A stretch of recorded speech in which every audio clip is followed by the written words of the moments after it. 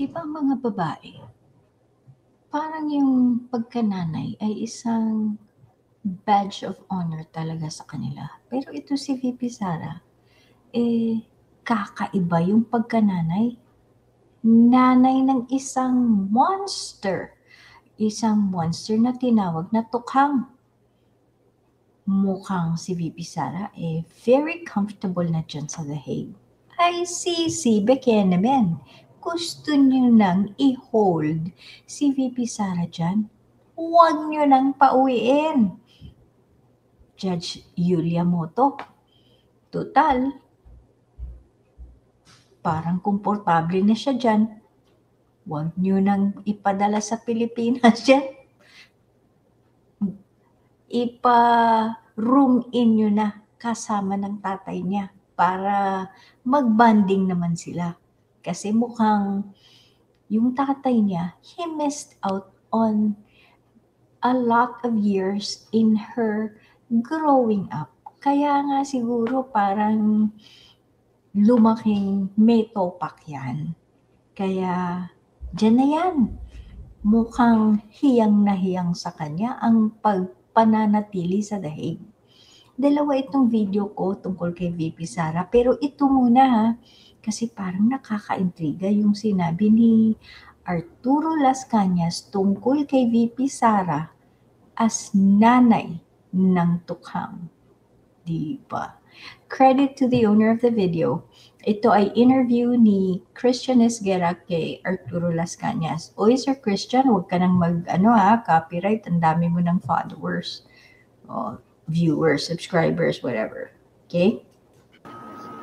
Kung kayong tatanungin, sino sa tingin niyo mga dapat litisin ng ICC at mapanagot po? Isa-isahin po natin. Ano ba? Si Mayor Rodrigo Roa Duterte. Who else? O siya lang po ba? Siyempre, si Bato de la Rosa, ang isa sa mga ang author ng Tukhang. Ang tawag ko nga sa kanya is the father of Tukhang in Davao City. At Father of Tukhang, si Bato? Sara naman ay ang nanay ng Tukhang. Nanay ng tukhang? Si Sara? Okay. Nabanggit nyo nanay ng tukhang, no? Medyo sige, pag-usapan natin meron pa kayo dadagdag? So, Rodrigo Duterte, Bato de la Rosa, Sara Duterte. Kung pinag-uusapan yun pong kasong i-final nyo sa ICC, kung saan po kayo star witness. Yung tatlo po, yung tumbok dapat, tama po ba? Yes. Silang tatlo po.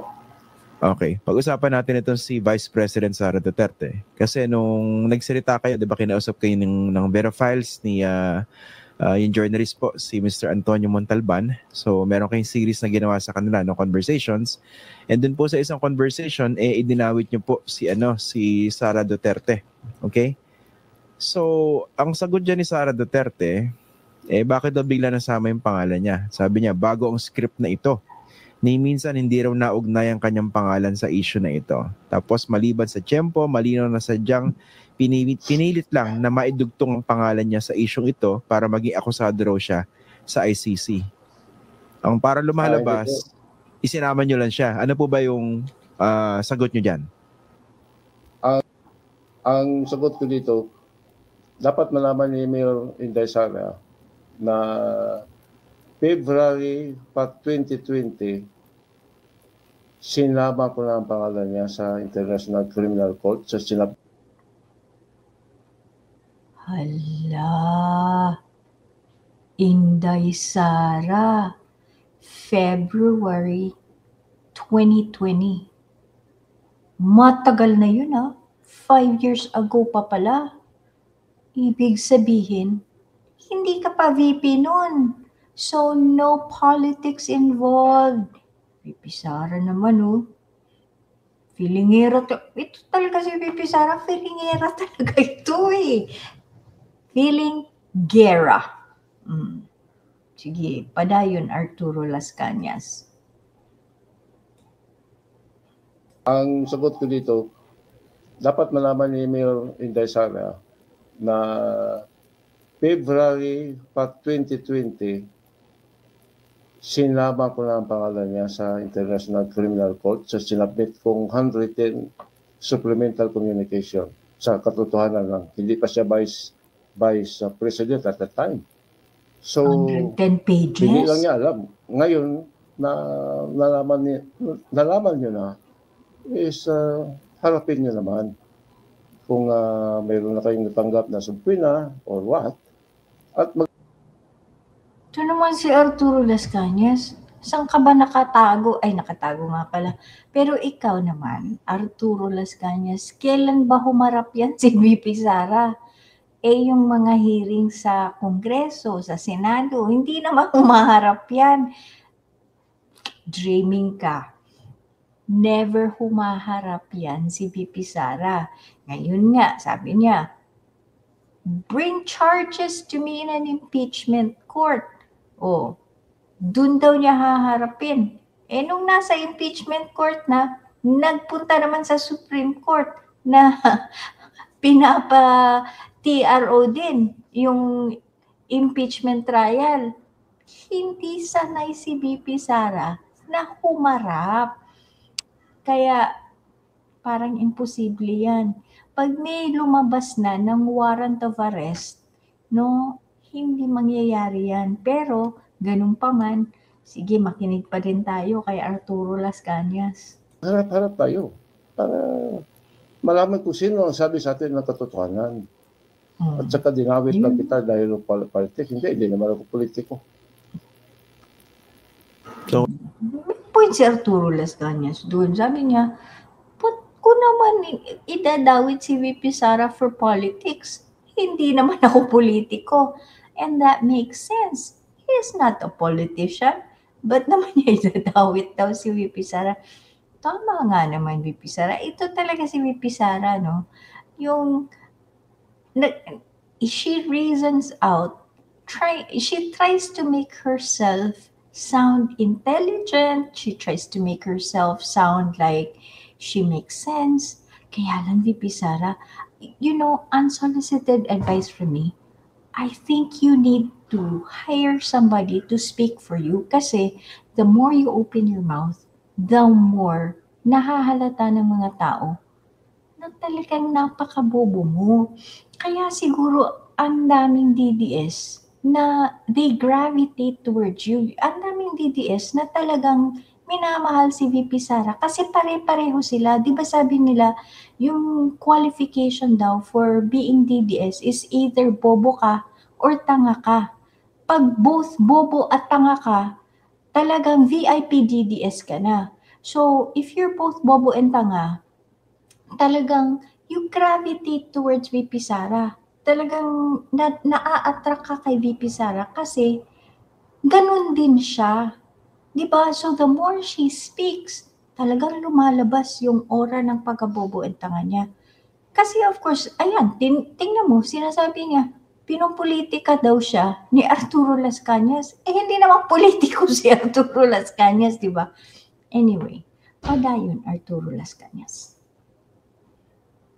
kung hindi to kaugnay doon sa dahil vice president na siya. So, kailangan isama nyo. Hindi po.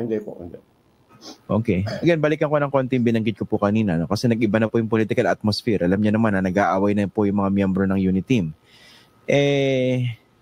Syempre, ang posisyon nila Duterte, hindi kami haharap dyan sa ICC. Kung gusto nyo kaming kasuhan dito sa Pilipinas.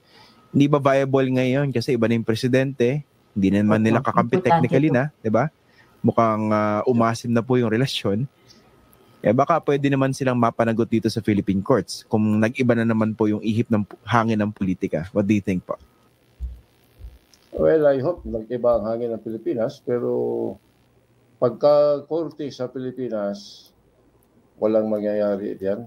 Katulad din sa ginawa ni Mayor Duterte sa Davao City, bakit may nag-imbestiga ba sa kanyang bugos na drug war sa mga pinagpapatay niya ng mga tao? Walang mag-imbestigar dahil wala, umiikot ng narkomani ni Duterte, triad . So lalo pa ngayon nga naging presidente siya ng Pilipinas. So sabihin man natin na ibang presidente, pero sa pagkakilala ko sa kanya personally for more than 20 years, nandiyan pa rin ang impluwensya niya. Walang hustisya sa Pilipinas except in ICC.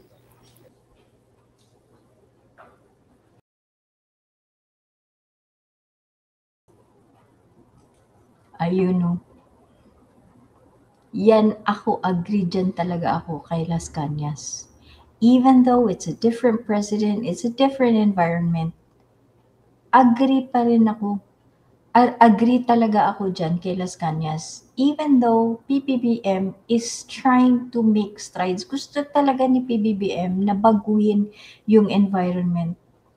Yung mga galamay ni Duterte, they're deeply entrenched in the government, in different parts of the government, the justice system, yung talagang nakakapit na sila, mahirap tanggalin ang bawat isa dyan, no? Kaya yung mga biktima, alam nila yan, na-experience nila yan, alam nila hindi sila makakakamit ng hustisya sa Pilipinas, kaya sila dumulog sa ICC.